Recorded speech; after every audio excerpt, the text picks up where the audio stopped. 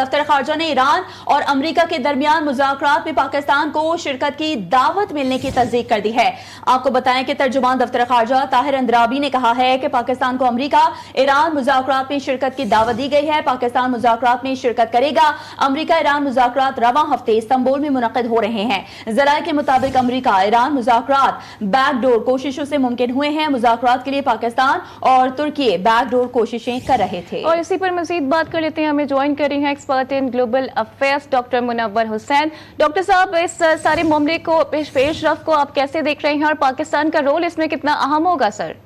بہت ہی important development ہے۔ پہلے تو خوشائن یہ ہے کہ کم از کم سفارتکاری کو راستہ ملا ہے، اور جو ایک سب ٹینشن بنی ہوئی تھی مڈل ایسٹ میں، جس میں امریکہ کی 3B پالیسی مجھے نظر آ رہی تھی، ڈیسیجنگ ایران اور اس کے ساتھ بولڈ اسٹیٹمنٹ اور بیہیویئرل ایگریسونیس، اس کی جگہ پہ اگر سفارتکاری آتی ہے تو نتھنگ لائک دس، بیکاز یہ مڈل ایسٹ کے لیے اچھا ہے، یہ ایران کے لیے اچھا ہے، یہ خود امریکہ کے لیے اچھا ہے۔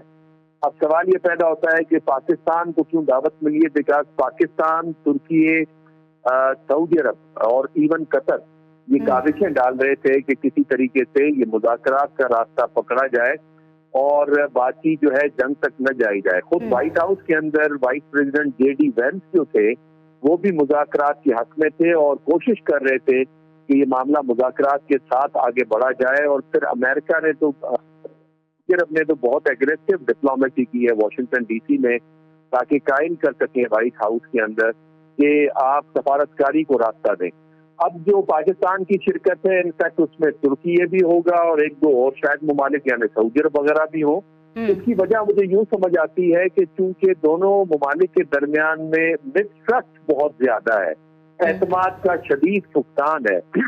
ایران کا موقف یہ ہے کہ ماضی میں جتنے بھی مذاکرات ہوئے انہیں امریکہ نے خود پہ بالا کر دیا۔ مثال کے طور پہ JCPOA کا جو معاہدہ ہوا تھا اسے پریزیڈنٹ ٹرمپ نے کینسل کیا۔ پھر بات چیت چل رہی تھی جب جنرل قاسم سلیمانی کے اوپر حملہ ہوا، اور پھر جب ایران اور اسرائیل کی جنگ سے پہلے بھی بات چیت چل رہی تھی اور اچانک پھر حملہ ہو گیا، اور پھر ایران کی نیوکلر جو سائٹ تھی وہاں پہ خود امریکہ کے B-52 بامبرز نے اٹیک کیا۔